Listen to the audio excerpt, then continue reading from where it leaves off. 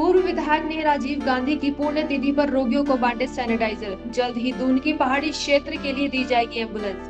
पूर्व विधायक ने स्वास्थ्य सेवाओं को लेकर घेरा।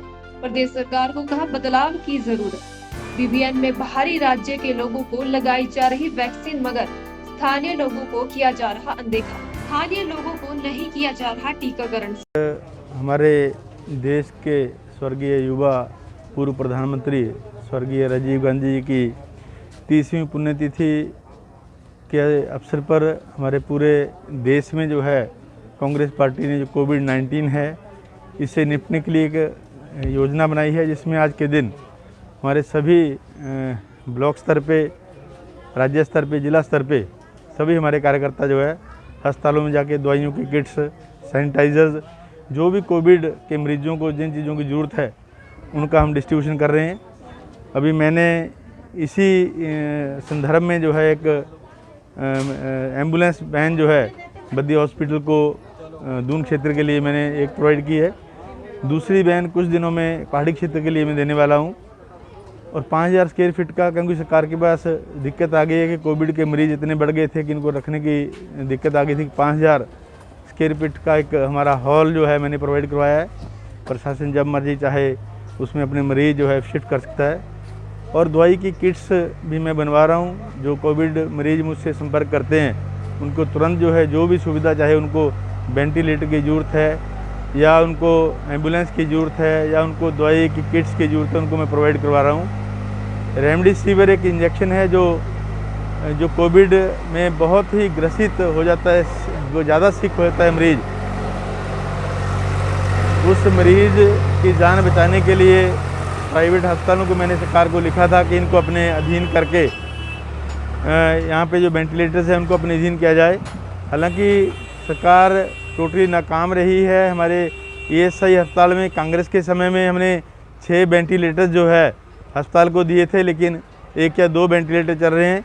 बाकी सारे वेंटिलेटर जो है पेटियों में बंद पड़े हैं। पहले अभी न्यूज़ भी लगी थी। इसी तरीके से नालागढ़ जो हमारा रूरल हॉस्पिटल है 100 बेड का, उसके भी जो है वेंटिलेटर्स बंद पड़े हैं, सारे ही पेटियों में बंद पड़े हैं। सीटी की मशीनें, सीटी स्कैन की मशीन्स बंद पड़ी हैं। लोग बाज़ार में जो है सरकार ने कॉन्ट्रैक्ट दिया हुआ है। किन रेट्स पे भी मेरी डॉक्टर साहब से बात हुई, चर्चा हुई, इनके पास रेट लिस्ट नहीं है।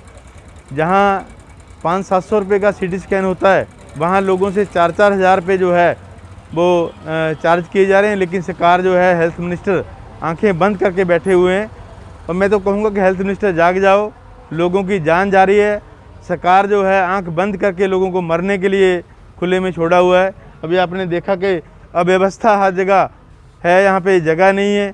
अस्पताल को बनने के लिए 3.5 वर्ष पहले मैंने पर्याप्त पूंजी पीडब्ल्यू को दे दी थी। इसका टेंडर हमने लगा दिया था। इसका स्टोन ले हमने किया हॉस्पिटल का भी। देखो अभी पिलर्स जो है वो ग्राउंड से बाहर निकले 3.5 वर्ष में। इस गति से सरकार चली है तो इससे आप क्या अपेक्षा करते हैं कि लोगों की जान माल की रक्षा जो है ये सरकार करेगी? इसका बहुत बड़ा घोटाला मैं कहूँगा सरकार कर रही है। रेमडेसिविर के इंजेक्शन जैसी चीज़ें जो है, ज़रूरी चीज़ें, बार बार हमें अधिकारियों को फ़ोन करना पड़ता है कि फलाना अस्पताल में जो है रेमडेसिविर के इंजेक्शन नहीं मिल रहे हैं, तो उनको सारा सेंट्रलाइज कर लिया गया है। जबकि ये चीज़ और ओपन होनी चाहिए थी हर अस्पताल के लिए, जितने भी मरीज़ आएँ। और वहाँ सरकारी अधिकारियों द्वारा मुझे कहा गया कि ये हमारे मरीज़ नहीं है। हद होगी कि जब लोग कोई मरीज़ अस्पताल में, चाहे वो किसी अस्पताल में है, आपके पास सरकारी अस्पताल में जगह नहीं है, वो प्राइवेट अस्पताल में इलाज करा रहा है, लेकिन उसके लिए इंजेक्शन प्रोवाइड नहीं करवाए जा रहे हैं। बड़ी मशक्क़त करने के बाद मैंने डीसी साहब से बात की, वहाँ से आदेश करवाए, तब प्राइवेट निजी अस्पताल में जो है रेमडेसिविर के इंजेक्शन जो उपलब्ध हुए। ये हाल सरकार का इस तरह का मेरे ख्याल आज तक नहीं हुआ। ऐसी आज लोग जो है छोटी छोटी सुविधाओं के लिए मर रहे हैं। यहाँ कई डेथ्स ऐसी हुई हैं जो केवल ऑक्सीजन की वजह से लोग मर गए हैं। उनको 108 में ऑक्सीजन ख़त्म हुई। यहाँ हमारे अमर स्टेशनरी वाले 45 साल के युवक की डेथ हुई है। बड़ा दर्दनाक हादसा मैं कहूँगा कि परमाणु में ऑक्सीजन ख़त्म होगी, उसकी वजह से वो बंदा मर गया।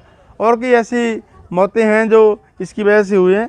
तो मेरा सरकार से निवेदन है कि कोविड में कांग्रेस पार्टी जो है सरकार के साथ खड़ी है। हम इसके लिए हर संभव प्रयास जो है अपने साधनों से भी कर रहे हैं। जहाँ सरकार को दिक्कत आती है हम अपना सहयोग भी दे रहे हैं। बड़े बड़े अस्पतालों में मैंने देखा, मुझे पता लगा लोगों से कि लोग जो हैं केवल सेकेंडरी डॉक्टर जो है वहाँ उनको ट्रीट कर रहे हैं, लेकिन जो रेजिडेंट डॉक्टर हैं वो वहाँ पे नहीं है। ऐसी व्यवस्था देखने में मिली है। कल हमारे ढेला में वैक्सीनेशन के लिए केवल 100-125 इंजेक्शन लेके टीम को भेज दिया, जबकि 200 स्थानीय युवक वहाँ पे हो गए। यहाँ के इंडस्ट्रियल एरिया लगभग 4-5 लाख लोग जो है वो बाहर से लेते हैं। वो लोग सजग है, उन्होंने ऑनलाइन अपनी बुकिंग की होगी, लेकिन स्थानीय लोगों को इससे अवेयर नहीं किया गया, उनको ज्ञान नहीं दिया गया, उनको बताया नहीं गया कि जिन लोगों की ऑनलाइन बुकिंग हो केवल उनके इंजेक्शन लगेंगे। डेला की प्रधान हमारे साथ हैं, प्रधान यहाँ पे हमारे साथ खड़ी हैं बाई चांस। तो अभी मैंने डॉक्टर साहब से बात की, इन्होंने कहा कि 2 ही कैंप लगने थे, वो लग चुके हैं। और मुझे नहीं लगता कि ये सरकार जो है, जैसे जिनकी दूसरी डोज ड्यू आ रही है, जिसकी 6 वीक का समय इन्होंने दिया था, उसका समय बढ़ा दिया और यहाँ से देश से विदेशों में जो है वैक्सीन को भेजा जा रहा है।